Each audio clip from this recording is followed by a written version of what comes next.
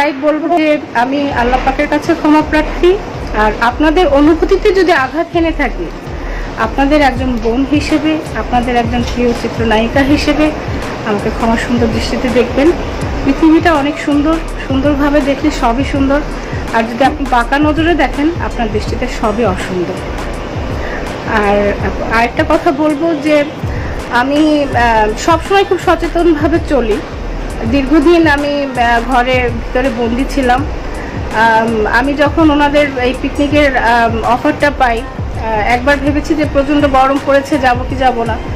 তারপরে ভাবলাম যে না যাই, হয়তো বা একটু ভালো লাগবে, ফ্রেশ লাগবে, নদী দেখতে পারবো, গ্রাম দেখতে পারবো।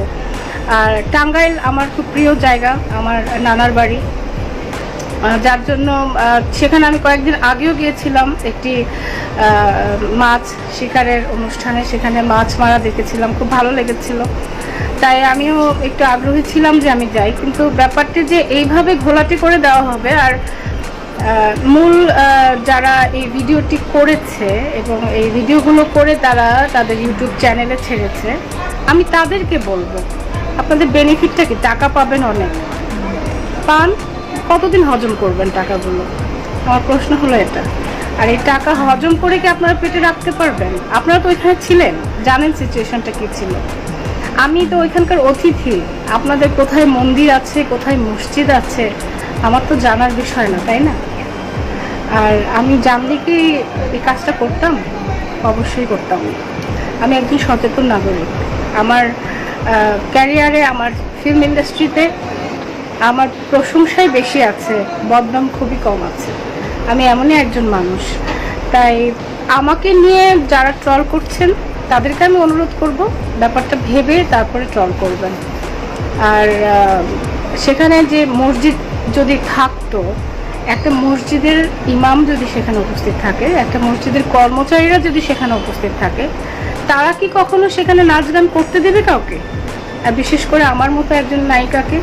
আপনারা তো এতটুকু মানে আমার মনে হয় সবাই বিবেচনা করে বুঝতে পারেন যে যেহেতু কেউ বাধা দেয়নি, নিশ্চয়ই এখানে অন্য কিছু আছে, ঘটনার পিছনে অন্য কিছু আছে। তো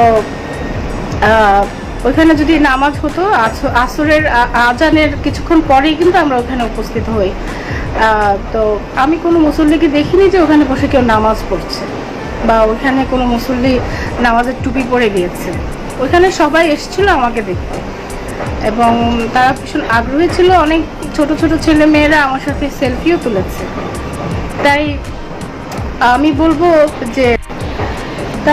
বলবো যে অযথা একজন মানুষকে আপনারা ভাইরাল করতে চাচ্ছেন, ভালো কথা। আপনারা হয়তো বা ভিডিওগুলোকে চারিদিকে ছড়াচ্ছেন, শেয়ার দিচ্ছেন, নানান কথা বলছেন, আমাকে নেগেটিভ করতে চাচ্ছেন, বিভিন্ন বিতর্কিত ভাষায় আমাকে কথা শোনাচ্ছেন। কিন্তু ভেবে দেখবেন যে কাজটা আপনারা ভুল করছেন কিনা। আর আমার ভুল, আমি বলবো আমার ভুল, আমি যথেষ্ট সচেতন ছিলাম না। আমি অবশ্য প্রথম দিকে একটু সচেতন ছিলাম। আমি তাদেরকে বলেছিলাম যে ভাই, এখানে ডান্স করলে আমার একটা বদনাম হতে পারে। আমি ওনাদেরকে রিকোয়েস্ট করেছিলাম, যারা আমাকে ইনভাইট করেছিল তাদেরকে, যে আমাকে প্লিজ ডান্স করতে বলবেন না, আমি ডান্স করতে চাচ্ছি না, কারণ এখানে ডান্স করলে আমার একটা বদনাম হতে পারে। তো ওনারা সেটা আমার কথা শোনেননি। ওনারা বারবার আমাকে রিকোয়েস্ট করেছেন। ওনারা খুব ভদ্রলোক, খুব ভালো মানুষ, প্রচণ্ড সংস্কৃতি প্রেমী এবং প্রচণ্ড ধার্মিক। আমি ওনাদের প্রত্যেকটা মানুষকে রেসপেক্ট করি, উইথ মাই অল রেসপেক্ট। ওনারাও আসলে যদি জানতেন, হয়তো ওনারাও জানতেন না ওই এলাকাটার বিষয়ে।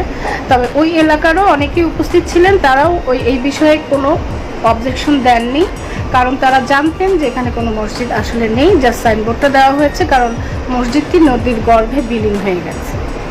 তাই আমার মনে হয় এটি নিয়ে আপনাদের ভিতরে আর সন্দেহ যেন না থাকে।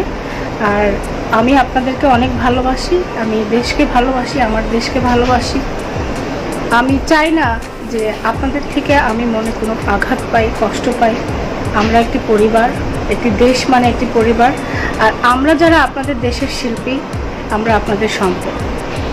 আমি যদি নেচেও থাকি, আপনাদের ওই সখীপুর গ্রামের মানুষগুলোকে খুশি করার জন্যই নেচেছিলাম। আর এটা যদি আমার অন্যায় হয়ে থাকে, আমি মুনমুন সবার কাছে ক্ষমা চেয়ে নিচ্ছি। তাই আপনারা প্লিজ এটা নিয়ে আর ট্রল করবেন না। আর যারা ট্রল করার চেষ্টা করবে তাদেরকে প্লিজ একটু উচিত উত্তরটা দিয়ে দেবেন। অসংখ্য ধন্যবাদ আপনাদের। খোদা হাফেজ।